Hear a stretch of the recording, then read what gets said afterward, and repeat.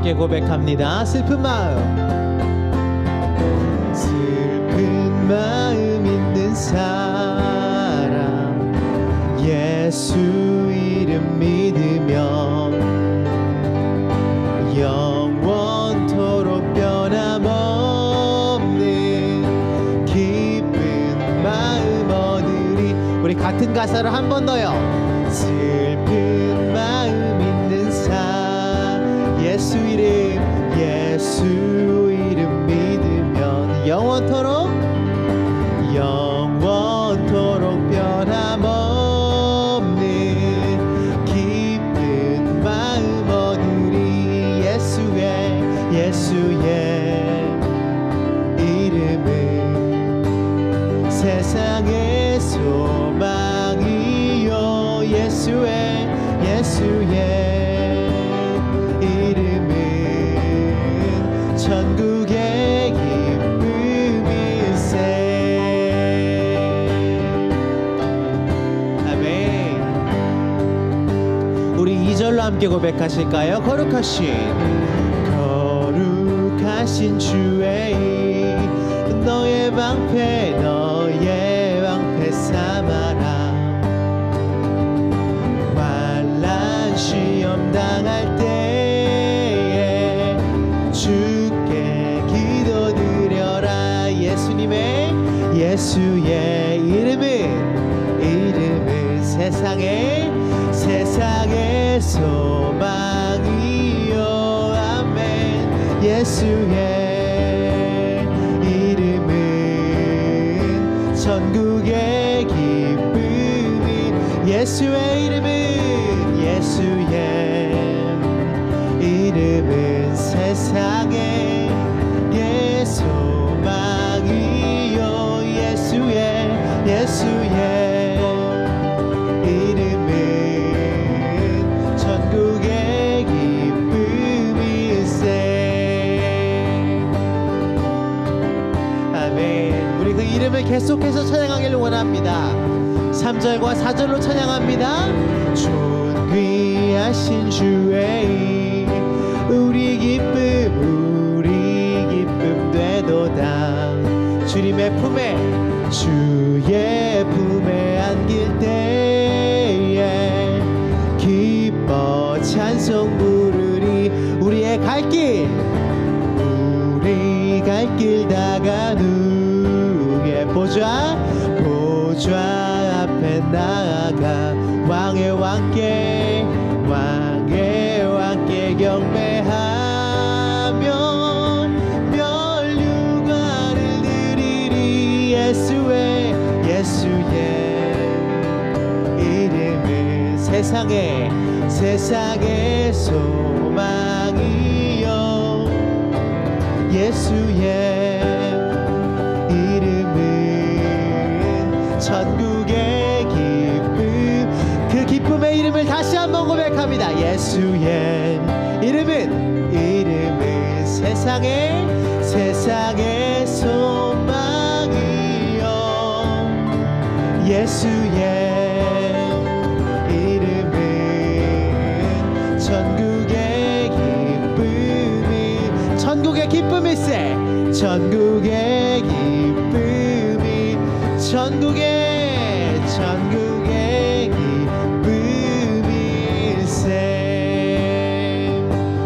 예수의 이름은 세상의 소망이요.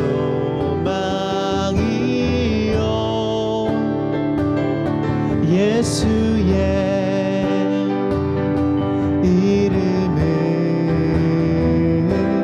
천국의 기쁨일세.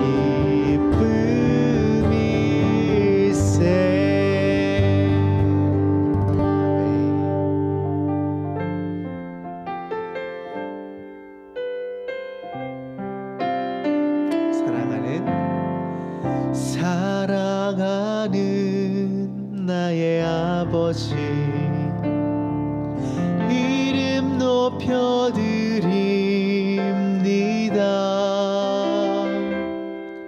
주의 나라 찬양 속에 임하시니 능력에 주께 찬송하네. 전능하신 하나님 찬양 언제나 동일하신 주 전능하신 하나님 찬양 영원히 다스리네.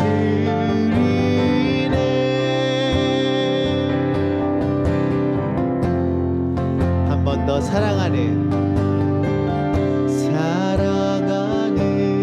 나의 아버지 이름 높여드립니다.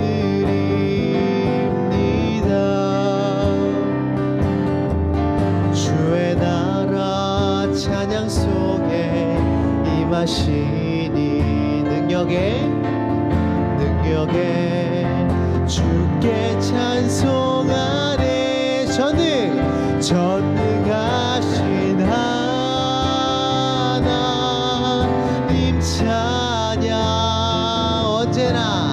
언제나 동일하신 주 전능하신 하나님 찬양 영원히 다스리네.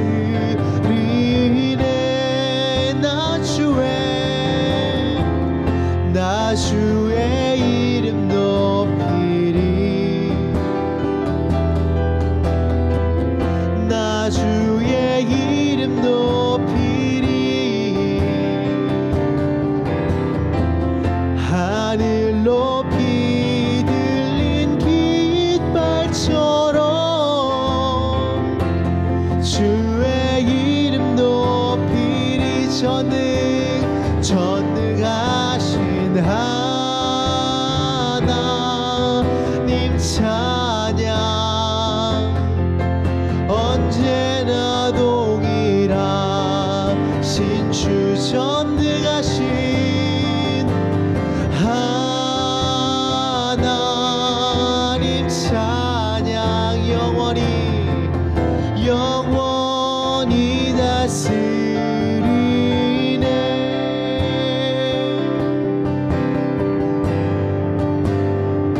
나의 구주 내 구주 예수님 주 같은 분은 없네. 내 평생에 찬양하리 놀라운 주의 사랑.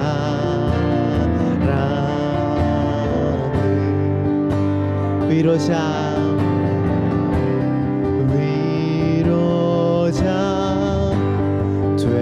되시며 피난처 되신 주님 나의 영혼 온 맘 다해 주를 경배하니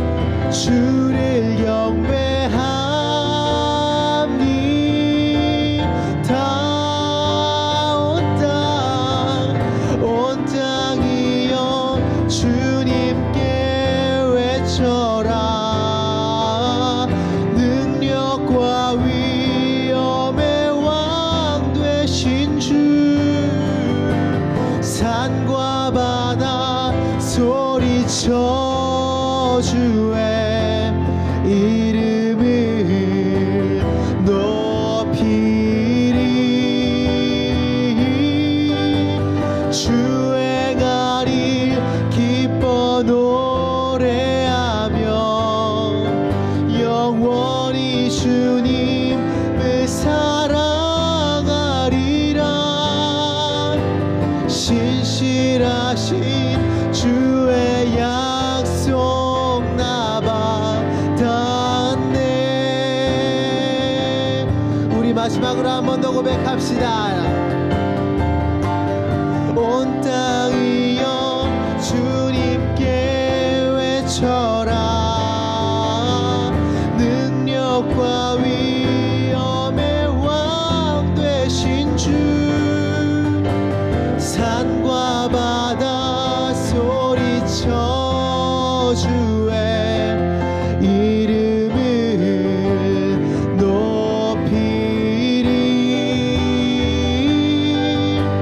주행하니 기뻐 노래하며 영원히 주님을 찬양하리라. 신실하신 주의 약속 나 받았네.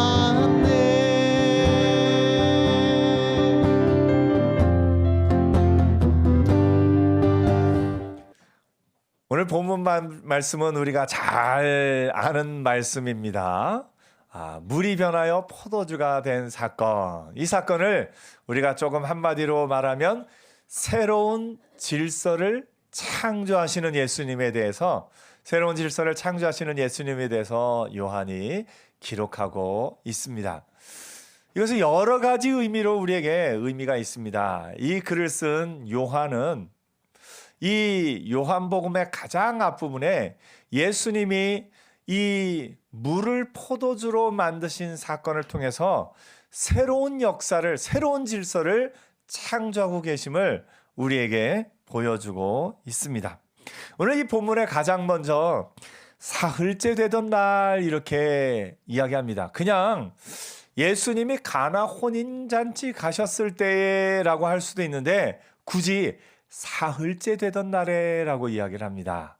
이건 뭐냐면 뭔가 어느 시작 전부터 며칠째 이 앞부분에 이제 안드레와 또 한 명의 제자, 그러니까 요한이겠죠. 그러니까 예수님을 만나고 그 이튿날에 이런 말도 그 앞에 있습니다. 이 과정들을 쭉 살펴보니까 모두 합해서 일주일간의 기록을 하고 있는 겁니다. 그러니까 사흘째 되던 날 오늘 본문에 나온 것까지 합하면 일주일. 여러분 일주일 하면 뭐가 기억나세요?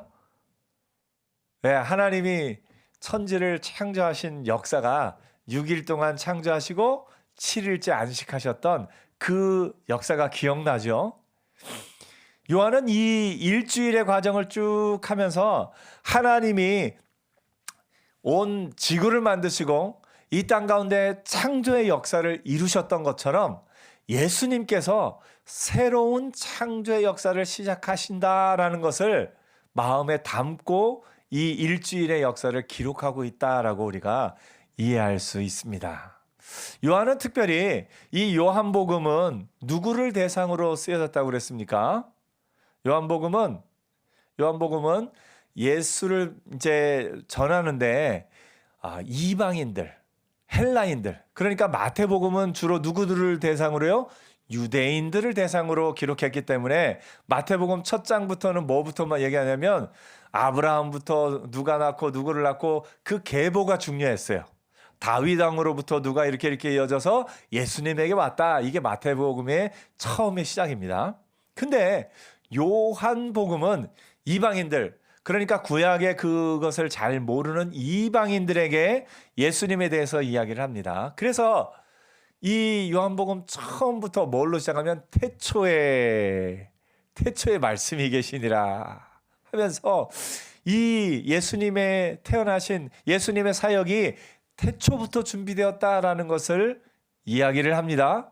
그러면서 그 예수님의 일주일을 얘기하면서 예수님이 새로운 질서를 창조하시는데 그 역사를 오늘 이 가나의 혼인잔치를 통해서 이야기하고 있다라고 우리가 볼 수 있습니다.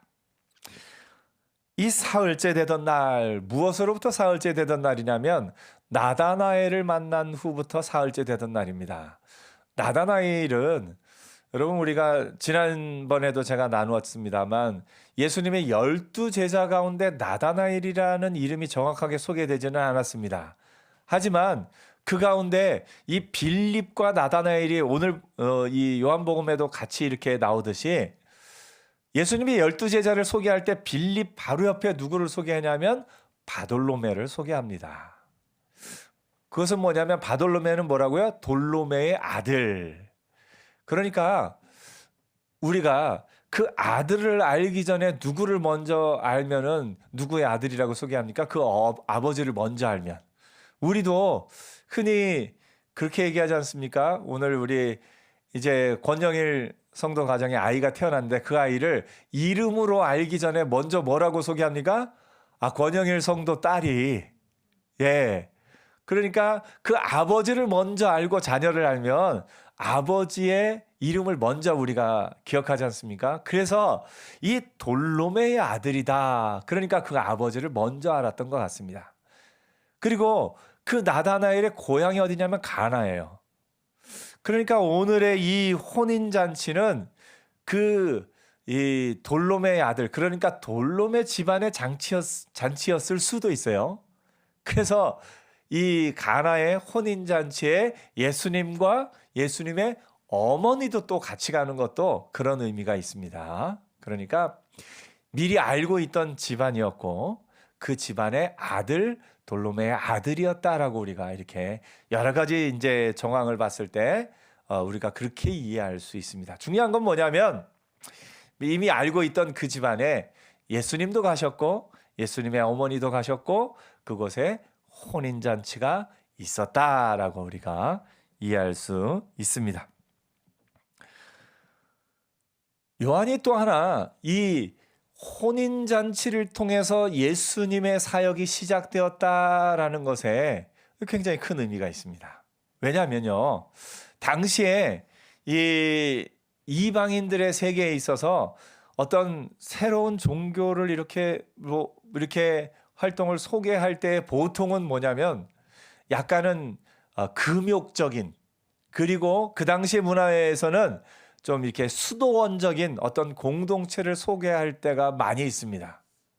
그런데 요한은 예수님에 대해서 소개를 하면서 태초부터 계셨고 온 인류의 역사 가운데 함께 하셨고 그 다음에 우리의 삶과 동떨어져서 어떻게 시작되는 그런 것이 아니라 우리의 삶 속에서 예수님이 새로운 역사를 시작하셨다라는 것을 요한이 이야기합니다. 실제로 이 뒤에도 우리의 삶에 대한 얘기도 또 많이 나옵니다. 하나님은요, 우리가 삶과 동떨어져서 우리의 삶을 무시하거나 모르는 하나님이 아니라 우리의 삶에 가까이 다가오기를 원하셨고 또 가까이 오신 분이 예수님이십니다. 하나님은 여러분의 삶에 관심이 없는 분이 아니라 여러분의 삶에 관심이 많으셔요. 하나님은 일주일 중에 예배당에 나온 이 여러분의 모습만 보기를 원하시는 것이 아니라 일주일 동안의 여러분의 삶 동안에 함께 하기를 원하시는 하나님이시에요. 그래서 그 하나님의 이름을 우리가 뭐라 하냐면 임마누엘, 하나님이죠. 우리와 함께 하시는 하나님, 그 임마누엘 하나님이 예수님이시다라고 소개를 하고 있는 겁니다.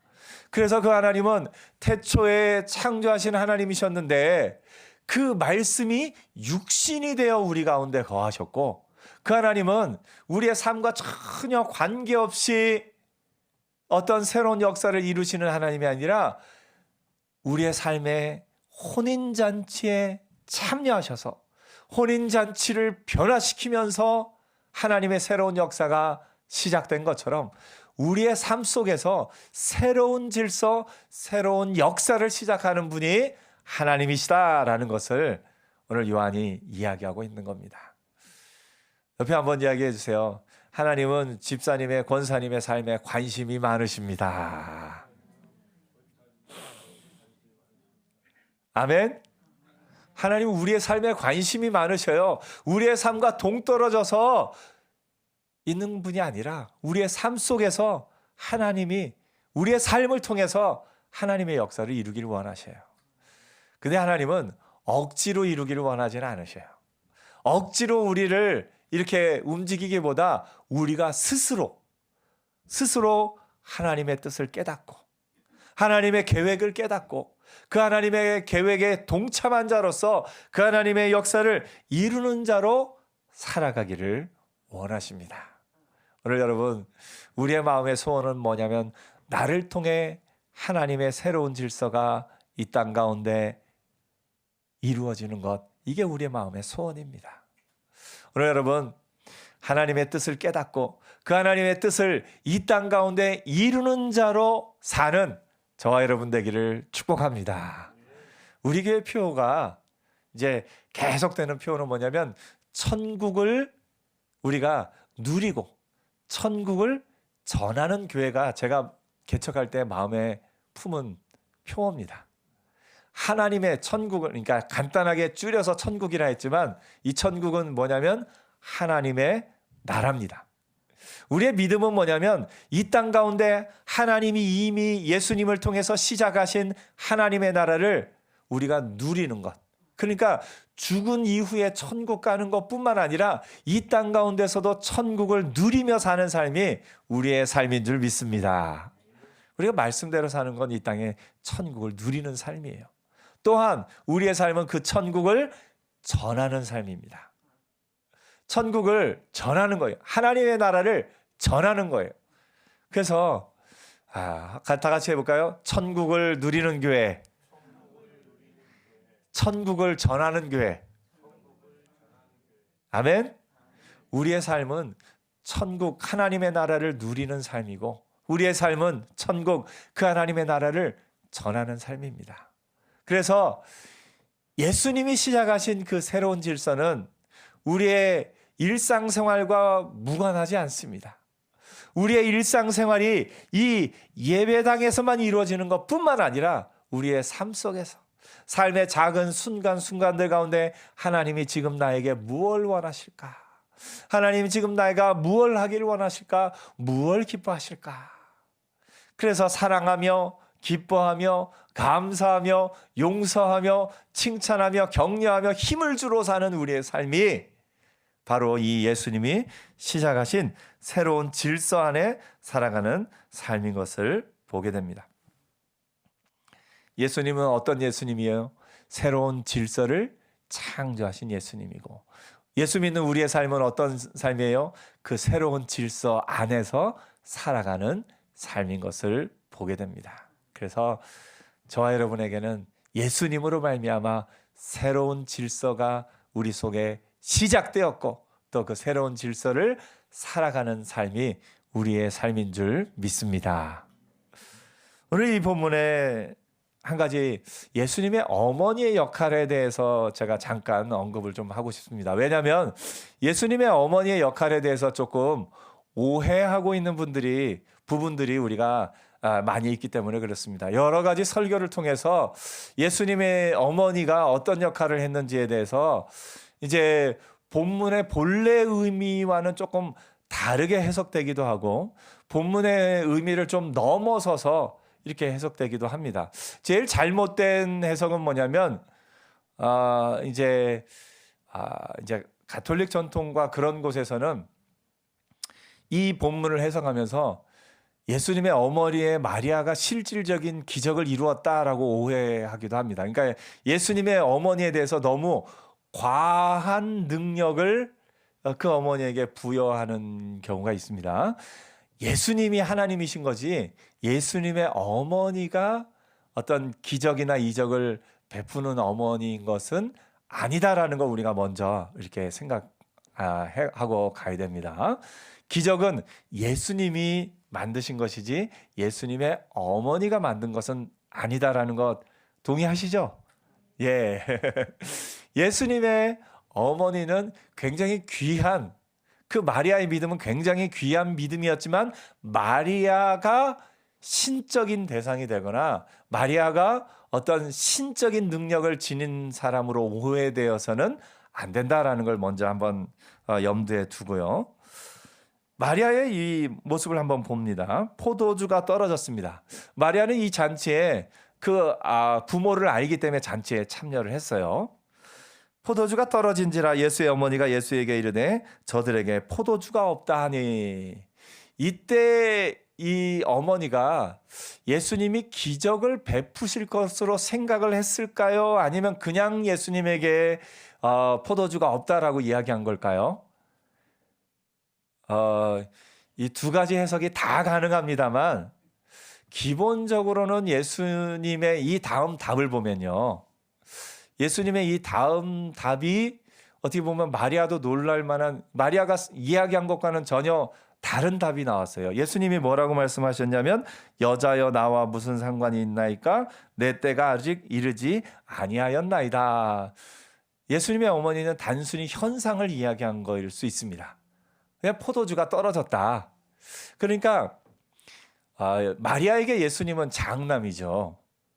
예, 학자들이 얘기하기를 이때의 어떤 상황 가운데 이제 요셉이 없다라는 것을 우리가 알게 됩니다. 이제 일찍 세상을 떠났거나 이제 그렇게 이야기를 합니다. 그러면 어머니의 입장에서는 큰 아들에게 어떤 이야기를 하는 게 자연스럽습니까? 어색합니까? 자연스럽죠. 그러니까 같이 잔치에 참여해서 이제 포도주가 없네 이렇게 이야기하는 것은 어떻게 보면 자연스러운 상황이고 예수님에게 어떤 일을 부탁한다라고 해석할 수도 있지만 그냥 일상적인 말로 해석할 수도 있다. 우리가 그 부분을 한번 염두에 두고 봅니다. 그때 예수님께서는 어머니는 마리아는 이제 포도주에 대해서만 얘기했는데 예수님은 좀 큰 틀에서 이야기하십니다. 내 때가 아직 이르지 아니하였나이다. 예수님은 이 땅에 오셨을 때부터 예수님의 마지막 십자가에 달려 죽으실 때를 늘 마음에 두고 계십니다. 예수님은 하나하나의 사건 자체보다는 큰 틀에서 십자가 사건이라는 그 큰 틀에서 항상 이야기하십니다. 예수님이 제자들에게 나중에 베드로에게 너희는 나를 누구라 하느냐라고 물었을 때 베드로가 처음으로 주는 그리스도시요 살아계신 하나님의 아들이시니다라는 믿음의 고백을 합니다. 그때 예수님의 반응도 놀랍습니다. 그 반응을 듣자마자 예수님이 뭐 얘기하셨냐면 십자가의 죽음을 이야기하십니다. 인자가 십자가에 달려 죽으시고 고난받고 이제 부활하실 것을 그때부터 가르치기 시작하십니다. 그러니까 제자들이 예수님에 대해서 아직 이적과 또 이런 좋은 가르침만 듣고 그랬을 때는 십자가 사건을 아직 이야기를 안 합니다. 하지만 예수님의 마음에는 십자가가 늘 있었어요. 그랬다가 제자들이 주는 그리스도시요 살아계신 하나님의 아들이시리다 고백하자마자 십자가 고난을 그때 가르치기 시작하십니다. 그러니까 예수님의 마음에는 늘 큰 틀에서 십자가의 죽으심이 마음에 늘 있었던 거예요. 이 예수님의 어머니가 그 이야기를 하자마자 그 포도주에 대해서 이야기한 게 아니라 내 때가 아직 이르지 아니하였나이다. 예수님은 보다 큰 틀에서 예수님의 사역을 생각하고 이야기를 하십니다. 그럼에도 불구하고 그의 어머니가 하인들에게 이르되, 그의 어머니가 하인들에게 이렇게 말할 수 있다는 건 예전부터 그 집 하인들과 알고 지내던 사이라는 걸 우리가 다시 한번 알 수 있습니다. 하인들에게 이르되 너희에게 무슨 말씀을 하시든지 그대로 하라 이렇게 이야기를 합니다. 알고 있었으니까 이렇게 이야기를 할 수 있죠. 그때 예수님이 이제 유대인의 전결 예식을 따라 두세 통 드는 돌 항아리 6이 있는데 예수님이 그들에게 이르시되 항아리에 물을 채우라 이렇게 이야기를 합니다. 그러니까 마리아가 어떤 것을 물어봤을 때 예수님은 좀 큰 틀에서 아직은 때가 이르지 아니하였다라고 말씀은 하셨지만 마리아가 또 한번 이제 하인들을 또 이렇게 데리고 와서 이렇게 요청을 하니까 예수님이 그에 대해서 또 응답하신 것을 봅니다.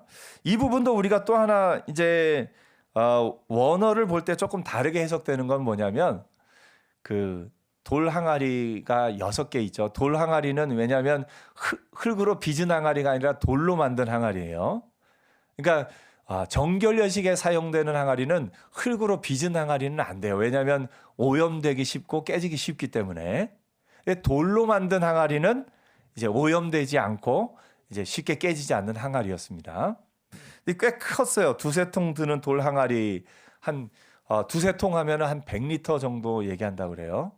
100리터는 어느 정도냐면 우리 왜 큰 생수통이 있죠, 이런 거. 그게 20리터니까 그거 5개니까 꽤 큰 거예요. 그런 것이 있습니다.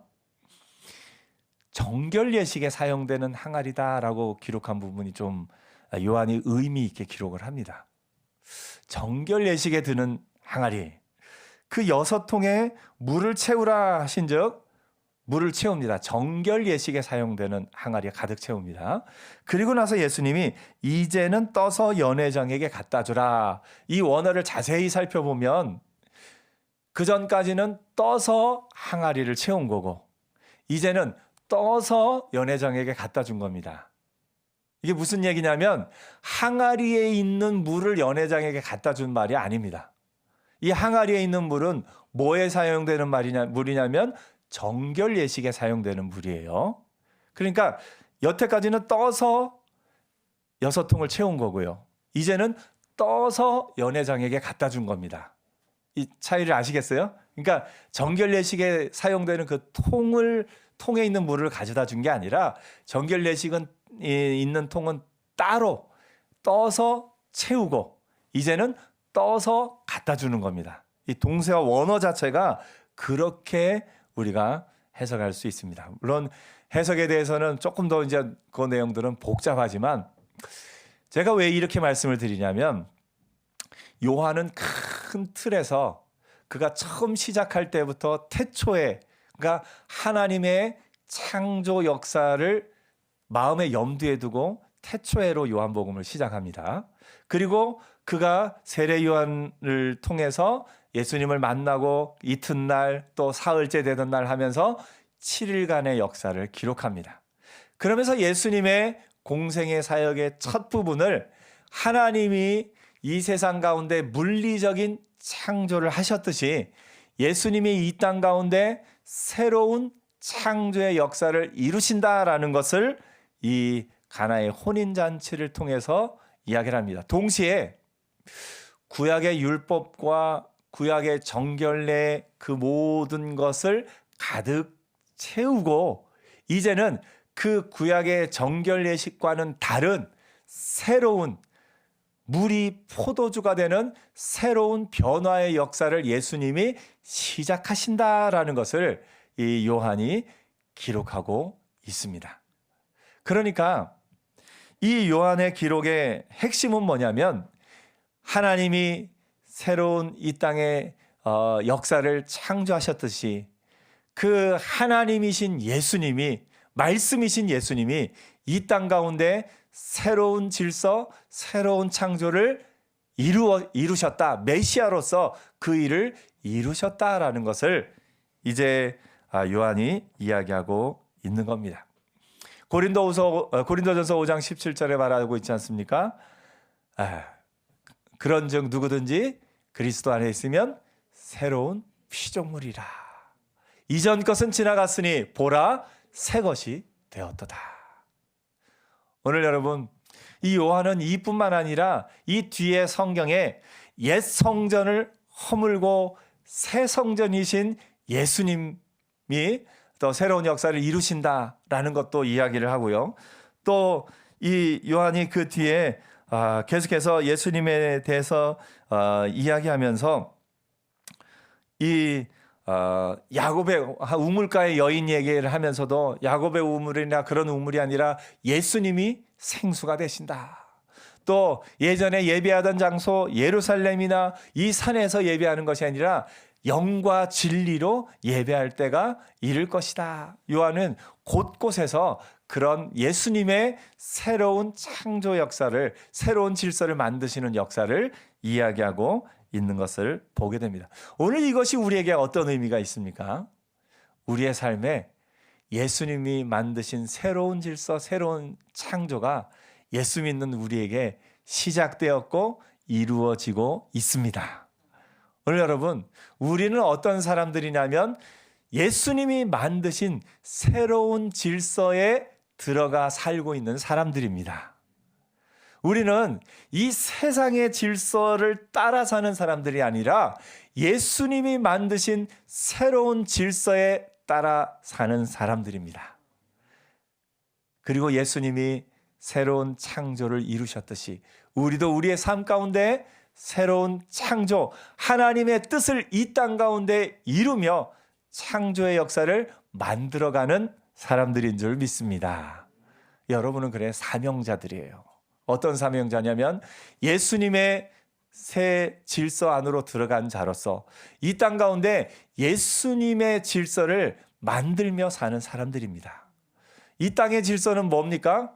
저 사람이 나에게 그런 말을 하고 그런 행동을 했으면 싸우는 게 이 땅의 질서입니다.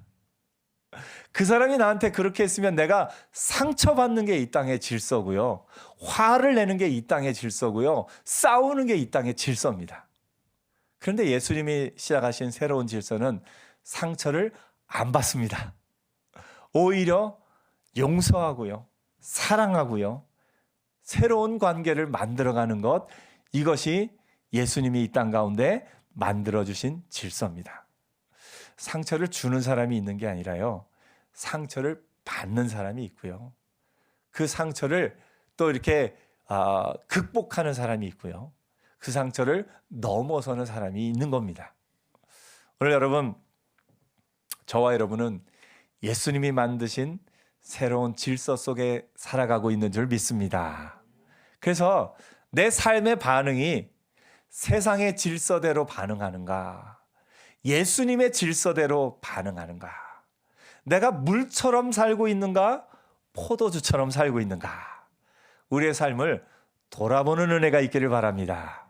그래서 내 삶에 혹시 내가 여전히 세상을 향해서 물처럼 반응하고 있다면, 이런 일을 만나면 세상의 질서 속에서는 낙심하는 게 당연해요. 주저앉는 게 당연해요. 넘어지는 게 당연해요. 그런데 예수님의 질서 안에서 변화된 사람은 잠깐 넘어졌을지라도 어떻게 해요? 빨리 일어섭니다. 그 일 가운데 낙심하지 않고 무엇을 품습니까? 소망을 품고 살아가는 겁니다. 오늘 여러분, 물의 질서에 살고 있던 우리가 이제 포도주의 질서로, 세상의 질서에 살고 있던 우리가 예수님의 질서 안으로 들어와 있는 줄 믿습니다. 이번 한 주간 살 동안에 여러분의 마음과 삶이 세상의 질서대로 반응하는 삶이 아니라 예수님이 만드신 새로운 질서대로 반응하는 그런 삶을 사는 복된 한 주간 되기를 축복합니다. 마음 같아서는 아이고 하면서 온갖 안 좋은 소리를 좀 이렇게 하고 싶은 것이 우리의 본성이라면 이제는 그걸 넘어서서 축복하며 칭찬하며 격려하며 그렇게 살아가는 것이 우리의 삶인 것을 보게 됩니다. 보통은 어이구 이 말썽꾸러기야 이렇게 얘기하지 않습니까? 애들이 이렇게 좀 실수하고 그런 것들을 볼 때 믿음의 사람들은 이 말도 좀 바꿔서 어이구 이게 큰일 할 녀석아. 우리 아이들을 볼 때마다 한번 그렇게 얘기해 주세요. 어이구 이 큰일 할 녀석아. 한번 해볼까요? 시작. 어이구 이 큰일 할 녀석아. 예, 여러분 아이들이 실수하거나 실패하거나 하는 것을 볼 때 아유 넌 왜 그런 실수만 계속하니? 너는 왜 맨날 이렇게 말썽만 피우니? 하는 것이 아니라 아이고 이걸 넘어서서 큰일 할 녀석아 하고 그 아이의 미래를 선포하는 것이 예수님의 질서를 따라 사는 삶의 언어인 것을 보게 됩니다. 남편과 아내 가운데도 그렇죠. 보통은 남편이 그런 일을 하면 어떻게 반응합니까? 아니 하면서 이렇게 좀 뭐랄까, 제가 말 안 해도 알죠. 그런 반응을 보이는 것이 세상의 질서를 따라 사는 반응이라면 이제는 믿음으로 반응해서 그것과는 다른 반응. 부모님과 자녀 사이에도 그렇고요. 또 우리가 삶의 모든 관계 속에서 물의 반응이 아니라 포도주의 반응으로 세상의 질서를 따라 사는 삶이 아니라 예수님이 만드신 질서를 따라 사는 저와 여러분의 복된 한 주간 되기를 축복합니다. 기도하겠습니다.